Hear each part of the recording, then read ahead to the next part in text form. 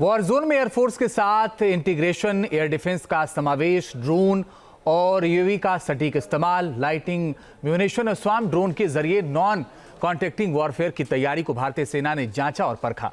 भारतीय सेना के न्यू वॉरफेयर का नया स्वरूप कैसा है, ये आप भी देखिए।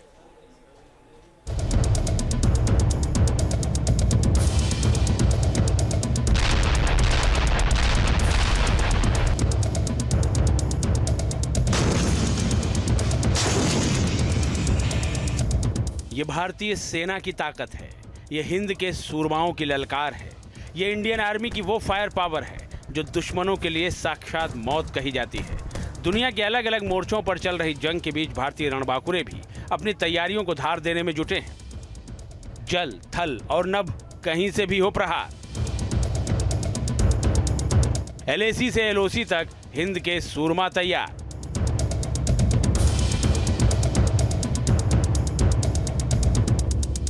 जी हां, झांसी के बबीना में भारतीय सेना ने अपनी जंगी तैयारियों को परखने के दौरान अपनी आर्टिलरी पावर दिखाई।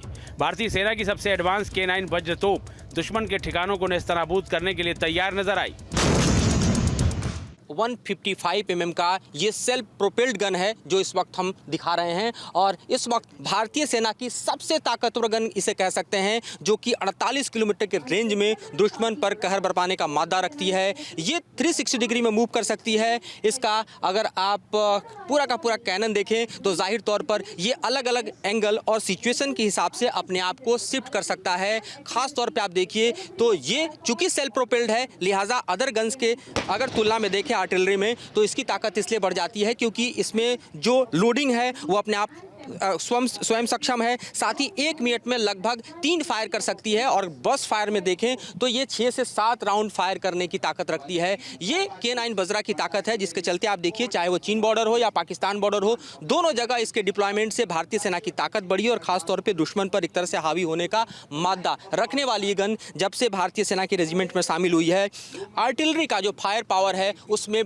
बड़े बदलाव को देखा गया है, और उसका प्रतीक है K9 वज्र, जिसका फायर इस वक्त हम दिखा रहे हैं।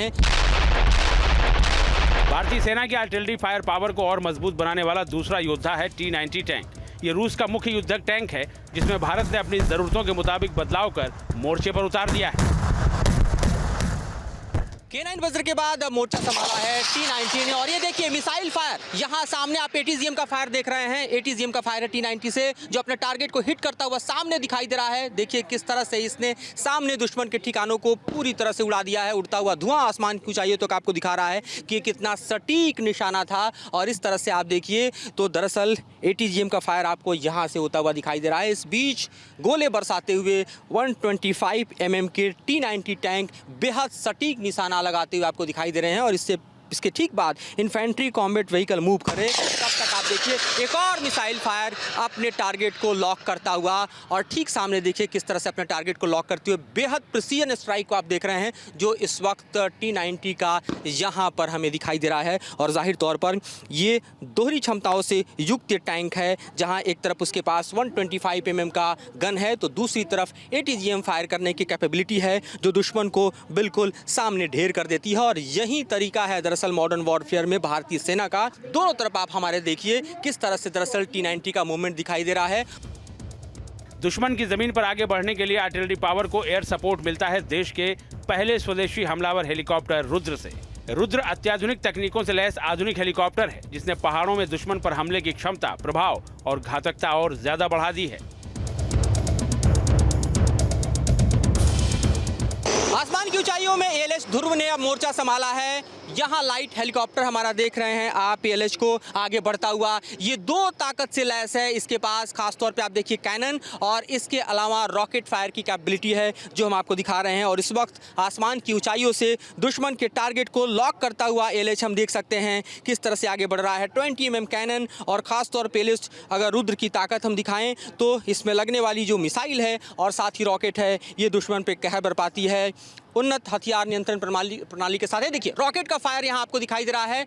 रॉकेट फायर डिमोन्स्ट्रेशन हम आप दिखा रहे हैं ALH का, और सामने दुश्मन के ठिकानों पर किस तरह से दरअसल इस वक्त ALH जो है वो रॉकेट स्ट्राइक कर रहा है, ये आप देख सकते हैं। बेहद सटीक निशाना लगाने के लिए ALH जाना जाता है, और जाहिर तौर पर भारत में बना ये अपने आप में बेहद शानदार और उन्नत किस्म का हेलीकॉप्टर है।